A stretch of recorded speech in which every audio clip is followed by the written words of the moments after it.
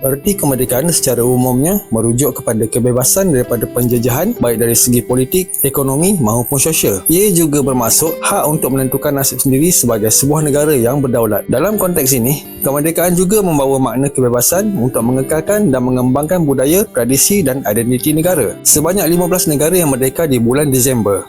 1 Disember 1998 Republik Afrika Tengah, 1 Disember 1640 Portugal, 1 Disember 1918 Romania, 2 Disember 1971 Emiria Arab Bersatu, 6 Disember 1917 Finland, 9 Disember 1961 Tanzania, 11 Disember 1958 Burkina Faso, 12 Disember 1963 Kenya, 16 Disember 1971 Bahrain dan Bangladesh, 16 Disember 1991 Kazakhstan, 17 Disember 1907 Bhutan, 18 Disember 1878 Qatar, 26 Disember 1990 Slovenia dan 29 Disember 1911 Mongolia.